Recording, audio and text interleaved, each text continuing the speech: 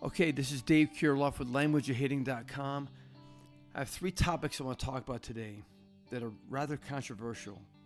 The first one, I want to talk about Adderall in the game of baseball and how it's being used. Number 2, I want to talk about baseball as a performance. Number 3, I want to talk about the natural alternative to performance enhancement stimulants. Adderall, a synthetic drug that stimulates the sympathetic and central nervous systems, used to treat attention deficit disorder and narcolepsy. It is a mixture of amphetamine derivatives. It has been well documented through many media outlets that numerous Major League Baseball players have been suspended for use of Adderall. Most of the players who were taking Adderall were actually prescribed by their doctors to take it. And what happened was the prescription had become outdated. Adderall helps players who have attention deficit disorder to focus better. Adderall helps players to have better concentration. Therapeutic use exemption. As an athlete, you may have an illness or medical condition that requires particular medication. If this medication contains a substance or requires an administration method that is on the list of prohibited substances and methods list, you may apply for a therapeutic use exemption. A TUE allows you to use the medication or method as it will not afford you competitive advantage, but rather ensure you can compete in a proper state of health. Steroids in baseball is nothing new. I mean, it was blown up during the mid-2000s, but many players have been documented in saying, hey, we've been taking steroids since in the 70s, even in the 60s. And if it wasn't steroids, it was amphetamines, it was the greenies. Both steroids, amphetamines, Adderall, what do they give Major League players? What's the advantage? It helps the players to focus. It helps the players to concentrate. It helps the players to wake up their alertness, their awareness.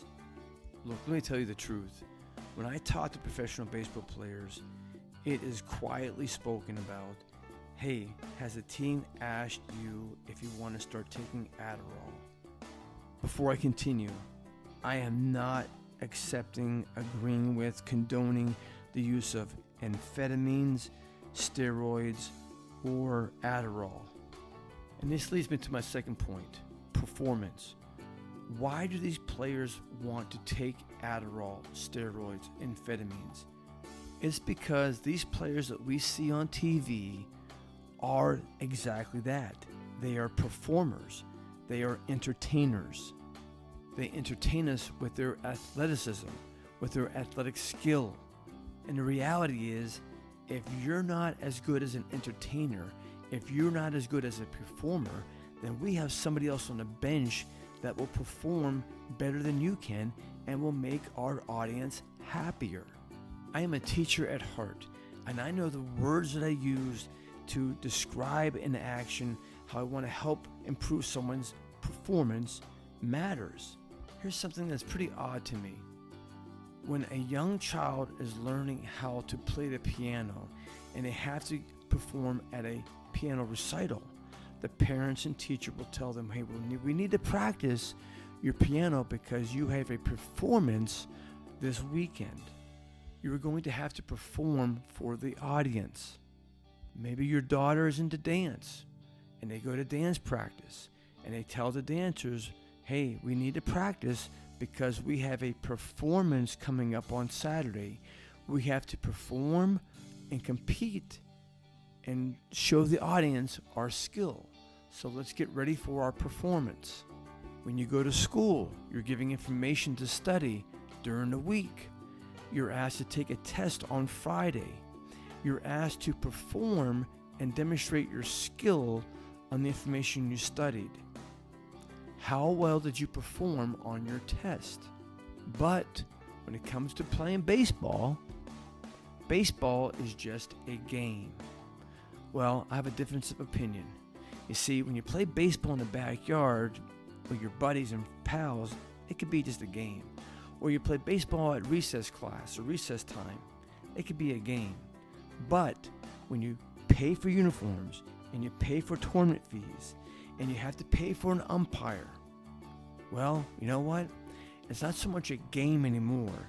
It's actually a performance. You're actually asked to perform for the audience that's watching you perform in a game. What would happen if we trained our young players at a young age and told them, you're not getting ready for a game, you're getting ready for a performance. You actually shape their minds and how they're going to perceive what they have to do. I have a hunch when our players show up at practice at ages 8, 9, 10, 11, and 12, that you are preparing for your performance that's coming up on Saturday.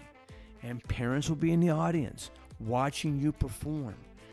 I believe the players will have a different mindset when they have to practice their skills that's going to need to be required to perform better at their baseball performance versus a baseball game.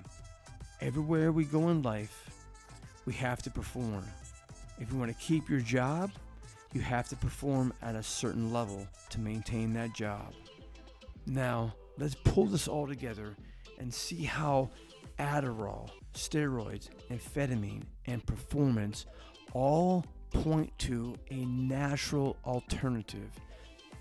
As you do the research yourself, and as I said, Adderall, steroids, and amphetamines help improve one's focus, concentration, alertness, and awareness. Now, wouldn't that be logically now understood that maybe perhaps this is what drives hitting? Are swing mechanics important? Yes, mildly. Is improving your bat speed important? Yes, mildly. But what supersedes swing mechanics and what supersedes bat speed is alertness. You see, I've been researching this topic for the better half of 3 decades. I know, just like a fighter pilot, that a baseball hitter only has a half of a second to maximize their fullest alertness. When a hitter thoroughly understands the format of how to get the eyes into position and how the brain controls the eyes, now you can begin to understand how you can time your vision and time your thoughts and actually time the moment of maximum alertness.